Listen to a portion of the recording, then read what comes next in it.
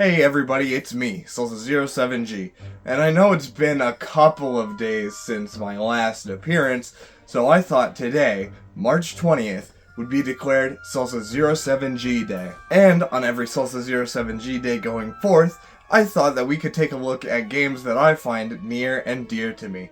So today, we're starting with Super Mario Who could be here at a time like this? We have work to do!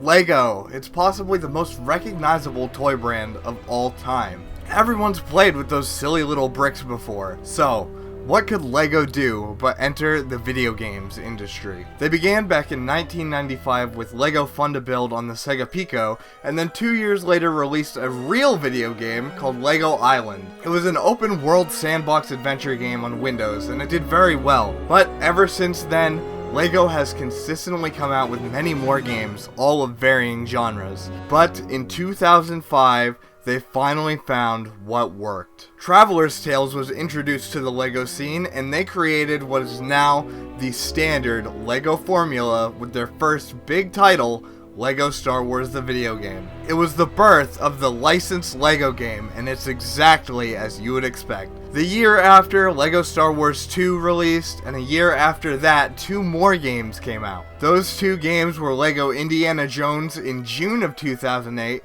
and Lego Batman the video game in September of that same year. I didn't grow up with Lego Star Wars or Lego Indiana Jones, but I did have Lego Batman. So, we're gonna talk about that today. Enough about the history, let's get into the actual game. The villains of Batman have all broken out of Arkham Asylum, and they split up into 3 groups of 5.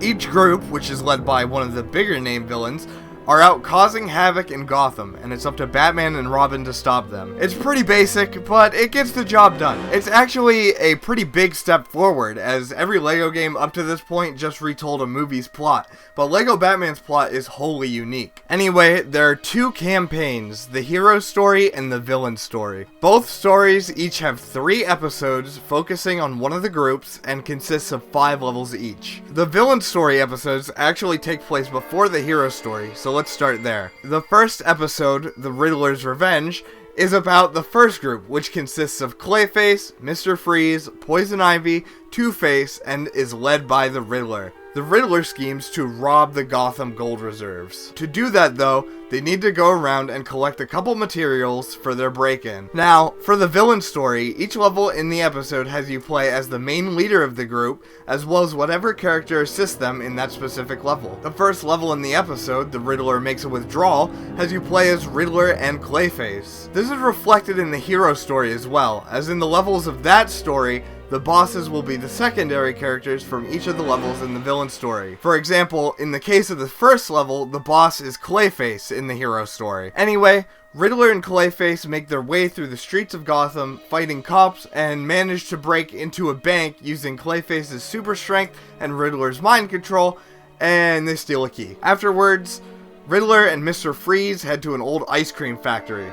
They do the same thing where they fight cops and make their way through the factory and steal a freeze ray. Following that, Riddler and Poison Ivy go to the Botanic Gardens. They, again, fight cops and make their way through and steal some mutant seeds. Riddler and Two-Face then break into Wayne Tech and steal laser, and then the two use all the things they gathered to get into the gold reserves. Each level plays out pretty similarly. Both Riddler and whoever his partner is has to solve some puzzles using their various abilities. For example, Clayface has super strength, so during the level with him, there are lots of objects with orange handles that he can pick up or pull to open new paths or to build new objects. Mr. Freeze with his suit can walk through poison gas and freeze things with his freeze ray. And Poison Ivy can walk through poison gas as well. Two-Face's special ability is that he has a gun, and that's pretty cool. And Riddler can mind control people with his staff. Let's go over the combat real quick. Combat has never been a key feature in any of the Lego games, really. And it's not any different here. Every character has a basic melee attack that becomes a combo if you keep pressing the button. However, during a combo, you can grab an enemy and throw them. It's really pointless because it's very unnecessary and a simple combo will kill any enemy anyway. But if you want that option, then you have it.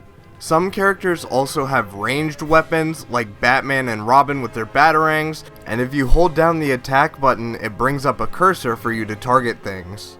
This is very important, not in combat, but for puzzle solving. It's really stupid for combat, but some puzzles and levels have you target objects that you can't reach, so you have to hit them with a ranged weapon instead. Every level has a couple of puzzles in them, and most of the time they're super easy, and there are some puzzles that will have you sitting there for hours wondering how you solve them. For example, in On the Rocks, at the end of the level, there are 4 pressure plates you have to step on in a certain order to open the thing in the middle.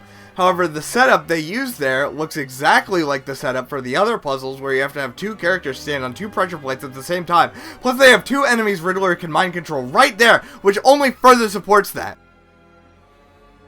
I may or may not have been there for 10 minutes trying to figure out what to do before I finally got it. Now, the hero story side of things.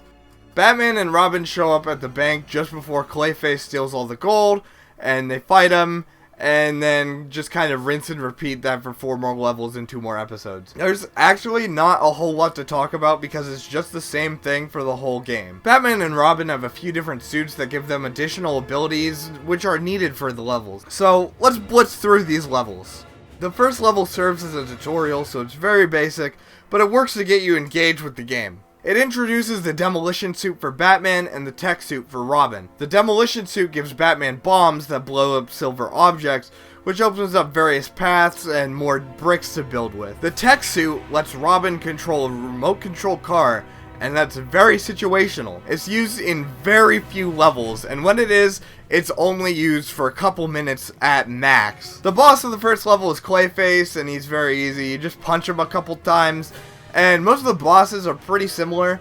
However, there are a couple that are unique in that they have puzzles you have to complete mid-fight, or sometimes you have to fight a few waves of enemies before you can continue wailing on the boss. But they're all pretty easy anyway. The next level introduces 2 new suits for Batman and Robin, those being the glide suit and the magnet suit respectively. The glide suit lets Batman glide. Wow, who could have guessed? And the magnet suit lets Robin walk on magnetized surfaces. What an incredible ability. Mr. Freeze is the boss of the second level, and he sits around until you beat up his lackeys, and then he lets you beat him up, and you rinse and repeat until he dies. The level after this, though, is a vehicle level, and this is new stuff. You get to drive around in the Batmobile or Batcycle and fight Riddler trucks and destroy objects, and you drag the Riddler trucks into the spotlights that the police helicopters have. There's not a whole lot to do in these stages other than drive around and occasionally shoot things, but they're pretty neat. The boss is Two-Face's truck, and it's the exact same thing as the Riddler trucks, but you have to repeat that 2 extra times. After that, it's back to your standard gameplay in Poison Ivy's level, and it introduces 2 more suits for Batman and 1 new one for Robin. Batman gets the Sonic suit, which gives him a special gun that can break glass, and he also gets the heat protection suit, which is only used in this level in the main game, and it protects him from hot surfaces. It's only used once. I cannot stress that enough. It's used 1 time. 1 time! Moving on, Robin gets the attract suit, which allows him to pick up green and yellow bricks to assemble in a machine to make a new object. It's stupid and my least favorite Robin suit, like how Batman's heat protection suit is also my least favorite Batman suit because it's pointless. It's so stupid! Anyhow, then you fight Poison Ivy. Great, wonderful. It's the same thing. You just wail on her until she dies. Oh, wait! You have to build bombs to blow up the plants that she's hiding in, and then you can wail on her. Because that makes sense. The final level of the episode features 2 whole boss fights. One against Two-Face halfway through the level, and then the last being against both Two-Face and Riddler. They're very easy, and that's really all I can say about the first episode. And actually, the entire game for that matter. It's literally the exact same thing for all 3 episodes of both campaigns. Sure, the levels are fun, but it's super repetitive, especially when there are 30 levels. The next group, which consists of Bane, Catwoman, Man-Bat, Killer Croc, and is led by the Penguin, is essentially the exact same thing. The villain story plot is, hey guys, we can control Gotham with my Penguin robots, but we need to get the stuff first. So the first 4 levels are getting the stuff. Bane and Killer Croc both have super strength, so that isn't very unique. And then Penguin and Man-Bat can glide. Man-Bat with his wings, Penguin with his parasol. That's really about it. The hero story is the exact same thing, except now there's one new suit for Robin in one of the levels, and that's the dive suit. He can walk underwater. He can walk underwater. 2 levels it's in. That's it. 2 levels. Anyway, you beat him up and send him back to Arkham. And now it's time for Joker's story. And you wouldn't believe what Joker's story is. Place your bets now, folks. That's right. He's gonna release laughing gas throughout Gotham. But he needs the stuff to do it! So the first 4 levels are him getting the stuff to do it! His crew consists of Harley Quinn, Killer Moth, the Mad Hatter, Scarecrow, and of course, himself. And what can I say, other than it's the exact same thing again? And guess what? The hero story is also the exact same the whole time. To sum up Lego Batman in 2 words, is too ambitious. They did so much with this concept, and while I won't say that it's poorly executed, because it's really not, I feel like there's just too much substance. There's not enough unique things about the game to justify how many levels are in it. Lego Batman 2 and 3 have half the levels that this game does, yet it's still all unique concepts in every single level there. While Lego Batman the video game isn't a bad game by any means, there's a distinct lack of any interesting plot or fun new gameplay gimmicks after you beat that first episode.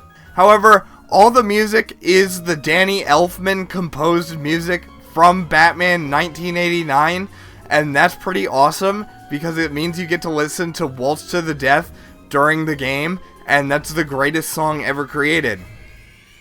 What do you mean you want me to 100% the game? I can't do this anymore, man. I can't do it. 30 levels of the exact same thing. Oh my goodness, this game is so long. I know, isn't it great? I can't take this stupid game anymore.